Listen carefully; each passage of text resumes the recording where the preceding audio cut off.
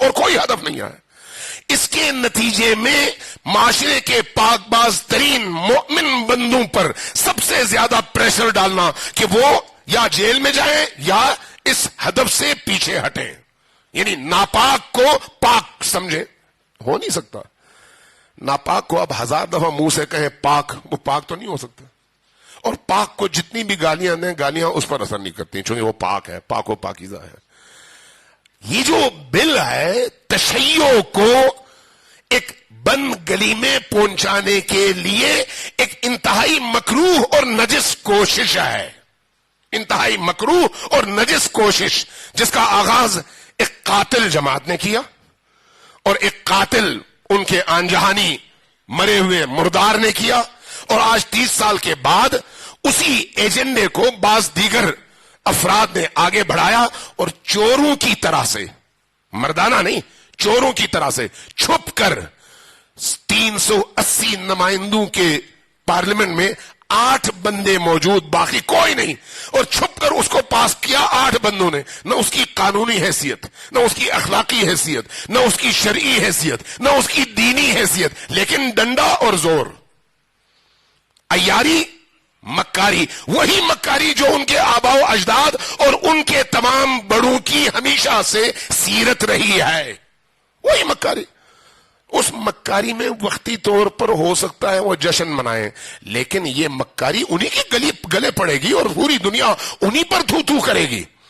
یہ جو اس طرح کے بلز ہیں، اب جب سینٹ میں گیا تو سینٹ میں بھی 129 بلز کے درمیان چھپا کر 100 میں سے صرف 25 بندوں کو کہا گیا ہاں کر دو.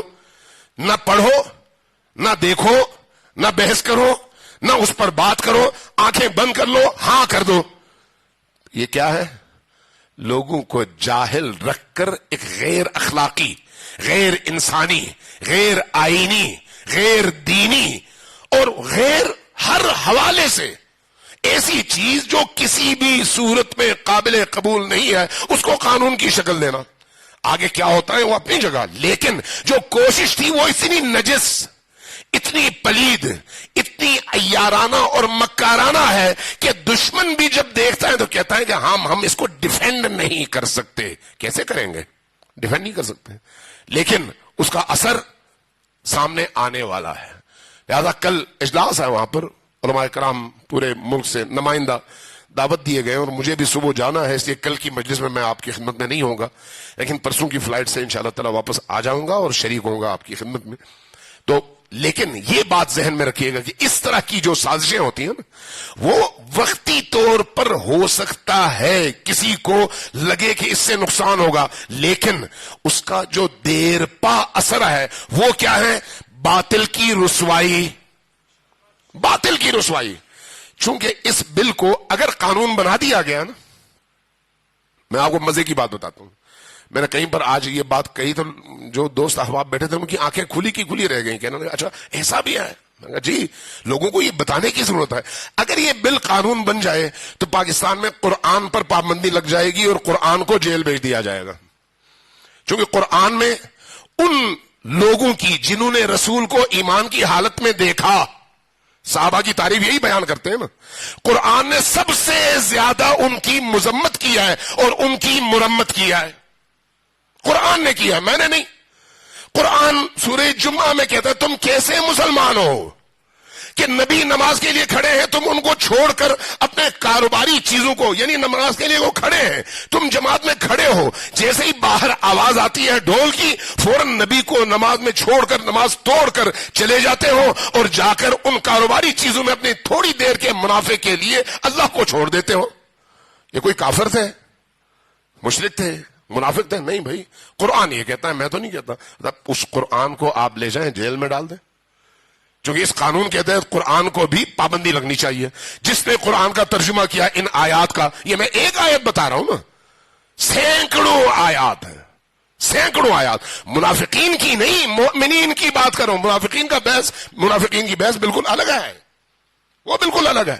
اس وقت بات ہو رہی ہے ان ایمان لانے والوں کی جن کی مذمت اور مرمت قرآن کریم نے کیا. اسی طرح سے امہات المؤمنین میں سے بعض کی نہایت سخت توبیخ اور مذمت قرآنی آیتوں نے کی ہے. اب اگر کوئی شخص یہ پڑھنا چاہے تو کیا کرے؟ اس قانون کے تحت یہ جرم ہے تو قرآن پڑھنا بھی جرم ہے.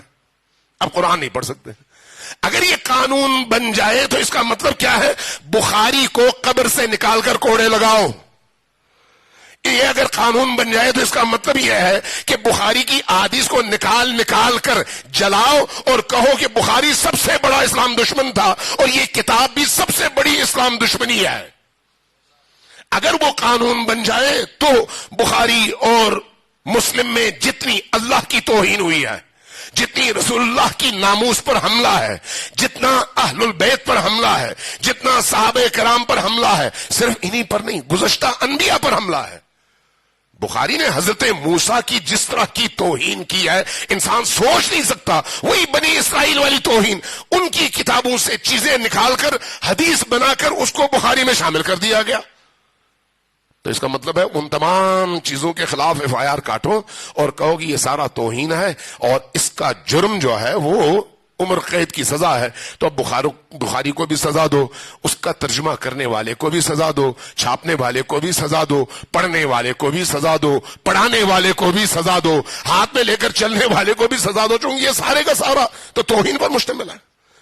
اور اگر ایسا ہے تو پھر تمہارے پاس دین کیا رہ جاتا ہے؟ تمہارے دین کی بنیاد یہی تو ہے، کیونکہ اسی کو دین کی بنیاد قرار دیتے ہو.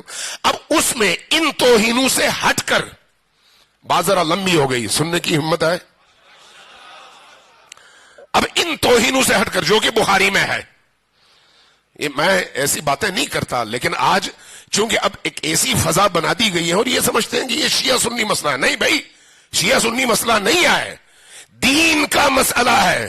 اور اگر کوئی سنی واقف نہیں ہے تو اس کو جا کر پڑھنا چاہیے اور واقف ہونا چاہیے کہ بھئی اس طرح کے بل کے نتیجے میں ایک سنی کس حد تک متاثر ہوتا ہے.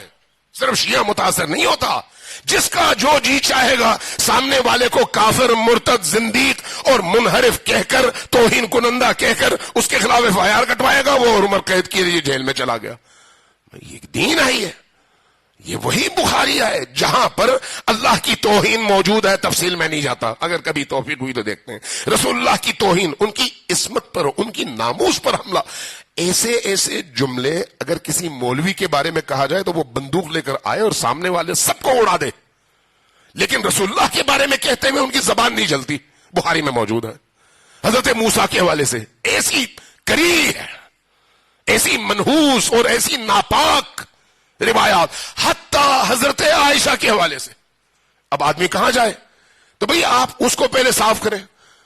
اب جو اس طرح کی روایتوں کا مجموعہ ہے، اس میں باقی جو چیزیں ہیں، باقی جو دین سے متعلق احادیث ہیں، وہ احادیث اگر ان حضرات نے لی ہیں تو وہ بھی پھر شیعہ اور علی کے ماننے والے اور بقول ان کے رافضی ان راویوں سے لیے ہیں. اگر وہ اس میں سے نکال دیا جائے تو تمہارا دین ہی تباہ اور ختم ہو جاتا ہے. یعنی جو نماز، روزہ اور باقی عقائد ہیں وہ بھی اگر لیا ہے تو ہم سے لیا ہے، ہم سے لیا ہے، پھر اس کے بعد اس طرح کی حرکتیں کرتے ہیں. بہرحال صلوات بھیجیں پر محمد و آل محمد.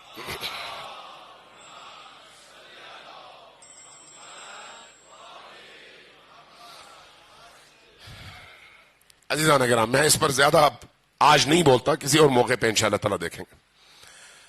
یہ جو ایام ہیں، ان ایام سے سیکھنے کی ضرورت ہے. یہ جو مجالس ہیں، مجالس حسین ابن علی، یہ مجالس آپ کو طاقتور بنانے کے لیے ہے، آپ کے اندر ایمان کی حرارت بھرنے کے لیے ہے، آپ کو باغیرت بنانے کے لیے ہے، آپ کو باحمیت بنانے کے لیے ہے، آپ کی روح کو دھو کر پاکیزہ کرنے کے لیے ہے، آپ کے تمام وجود اور ہستی کو ان آنسوں کے ذریعے سے اور عشق علی و آل علی کے ذریعے سے معطر اور خوشبودار بنانے کے لیے ہے.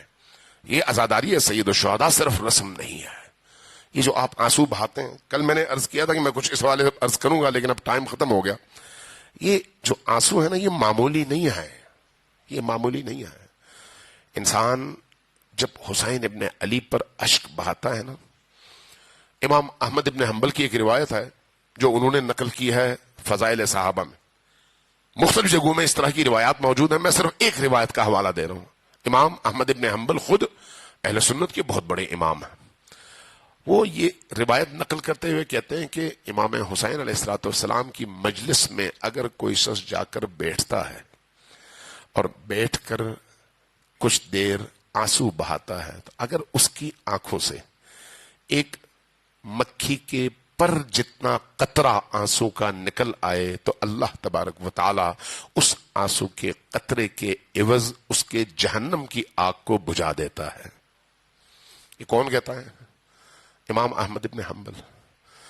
یہ جو عزاداری ہے، آپ جب گھر سے نکلتے ہیں نا، جب یہاں پر آتے ہیں تو پاکیزگی کے ساتھ آئیں، نیت کر کے آئیں، غسل کر کے، وضو کر کے، پاکیزہ کپڑے پہن کر، اور دھیمے دھیمے قدم اٹھاتے ہوئے، دل کو توڑ کر، یعنی عاجزی کے ساتھ، اور پوری توجہ اپنے مولا کی طرف مبذول کر کے کہ آپ نے خیمہ حسین میں آنا ہے.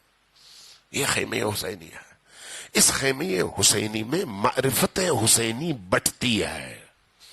اس خیمہ حسینی میں آنے کے بعد انسانوں کے دل ان آنسوؤں کی وجہ سے پاکیزہ ہو جاتے ہیں. یہ ایام